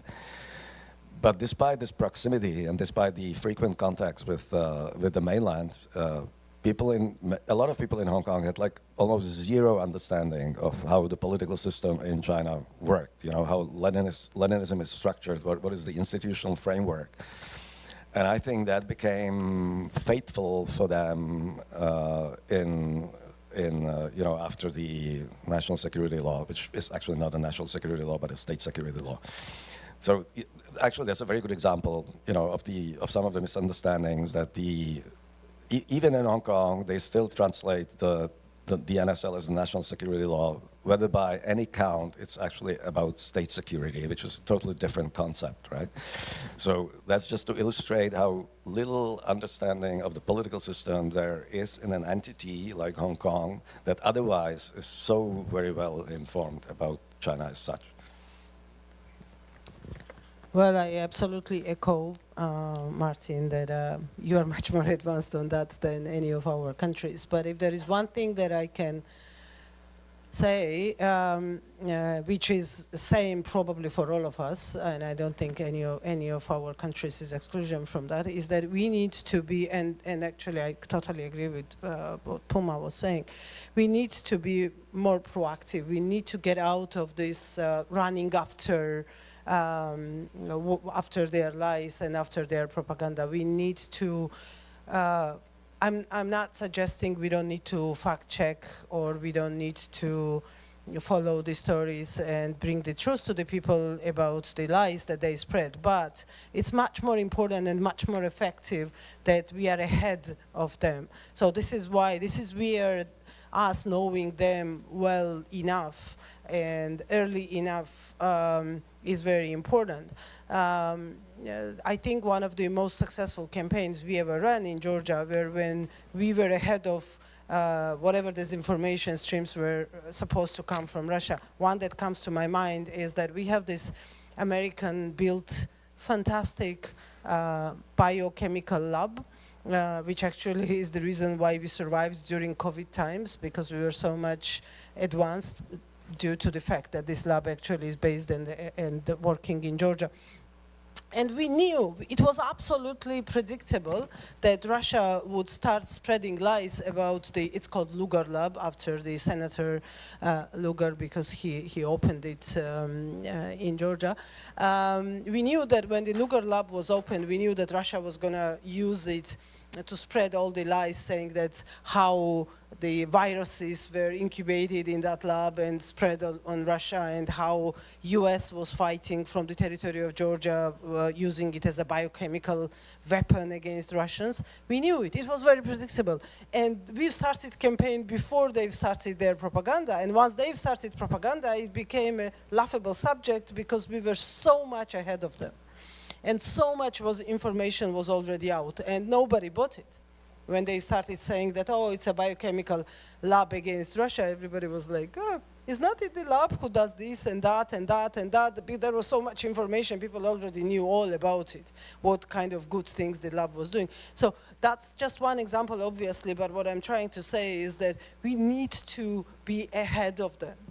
We need to get on a driver's seat and start putting them in a conditions that they run after us, and they fight the true stories that we tell to people. Otherwise, it's gonna be always 50-50, you know, who defeats whom, and it will be very difficult. I strongly believe in this theory that first information sticks, and whatever you hear first kind of is most important. So let's try, all of us together, to be the first who tell the truth to the people, and then Russians and Chinese and Iranians and all of those nice guys out there fight that truth.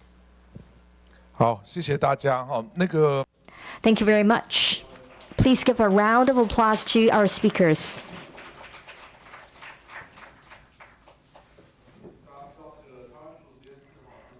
So Doublethink Lab marks the 7th anniversary when we first was established, Puma was the board director. But then he became a legislator of the DPP. So he became a director.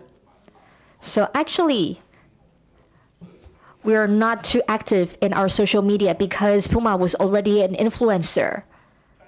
However, now we need to grow, we need to be stronger, we need to work on ourselves. So this year, we're going to place more importance on our social media.